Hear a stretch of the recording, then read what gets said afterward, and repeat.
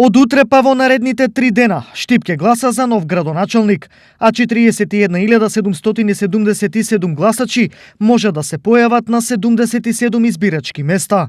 Утре гласа ковид центаро, значи ковид позитивни или луѓе во самоизолација. Почнуваме од Савајле со 2 тима медицински кои ќе бидат одговорни за целиот тек да може да гласаат луѓе кои се ковид позитивни. Колку гласаат? 12. Кои гласаат за утре? За утре гласа болно и немокно лице, имаме околу 66 и гласа КПД затвор во Штип, но гласа КПД затвор низ цела Македонија. За изборите во Штип да бидат успешни, на гласање треба да излезат најмалку 1/3 од запишаните, односно 13.925 гласачи. За победа на изборите се потребни 50% од излезените плюс 1 или 6.963 гласа.